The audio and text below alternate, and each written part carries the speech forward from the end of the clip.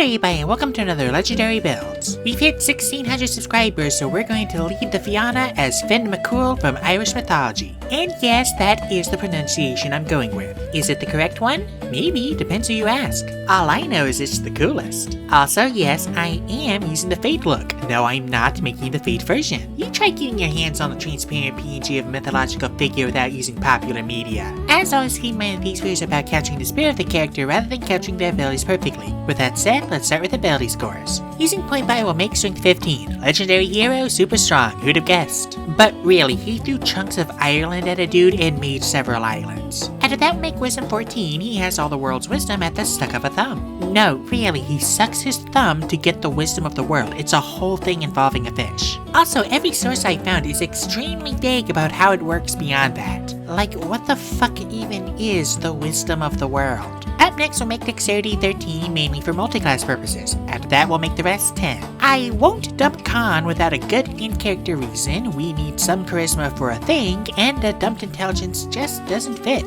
For species, we're going to go with human. Some legends say he becomes a giant, but I haven't found any explanation how, and I need the extra feat. We'll get resourceful, pick insight, and take the Lord's Alliance agent feat. By the way, guess who finally got her copy of Heroes of Faerun? 2 weeks late.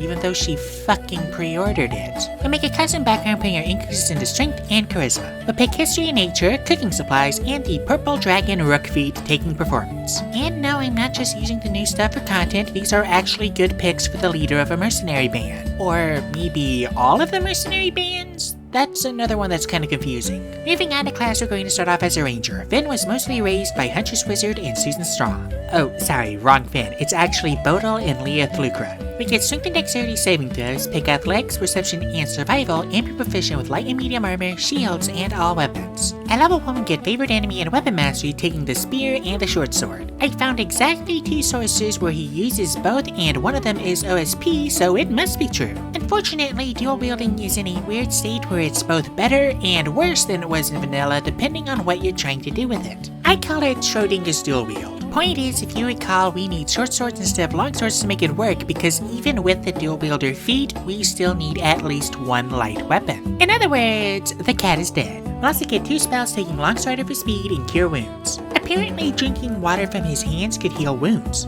Apparently, Finn's also a petty dick. If you know, you know. At level 2, we get Depth Explorer, Expertise, and Insight. This is the closest we'll get to magical thumb sucking. Again, I have no idea what this actually does. We'll also get our fighting style taking 2 weapon fighting. Sadly, we still have 2 more levels before we can actually do any dual wielding. We'll also take jump to jump good.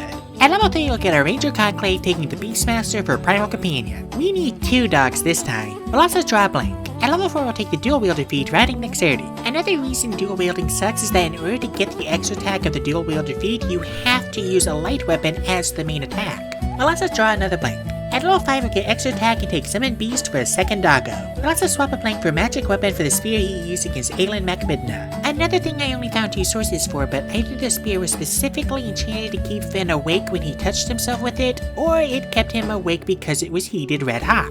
Don't have room for Chroma Gift for this build, so we're going for magic. Sorry, Red. At level 6, we'll get roving and swap our other blank for aid for more HP. At level 7, we'll get exceptional training and take invincibility for superhuman feats. We're now going to multiclass to fighter. This next part could be done earlier, but I wanted both doggos as soon as possible, and at that point we just needed 2 more levels of ranger. Anyway, at level 1 we'll get second wind in our fighting style taking interception. At level 2 we'll get action surge and tactical mind, and level 3 we'll get our martial archetype. We're going to go with the banneret getting group recovery and nightly envoy picking intimidation. This is actually playable now. It's not the best subclass, and the fighter getting more second wins is doing most of the lifting, but it's leagues better than the original. Still, given the choice, I think I'd rather use my own homebrew subclass, the Commander. Oh, wink wink nudge nudge, $3 tier on Patreon. At level 4 we'll get Lordly Resolve, Rounding Charisma. Gotta make sure Banneret's actually good. Honestly, 1 level of Warlock for Pact of the Blade does wonders for this subclass. At level 5 we'll get Tactical Shift, and at level 6 we'll get Purple Dragon Commandant, Rounding Strength. I swear I'm not just milking the new content. At level 7 we'll get Team Tactics, and at level 8 we'll raise our Charisma. This build is so mad. At level 9 we'll get Indomitable and Tactical Master, and level 10 we'll get Rallying Surge. At level 11 we'll get another extra attack. Lastly, at Ranger and Fighter levels 8 and 12 we'll take the boons of Fortitude and Irresistible Offense, capping Strength.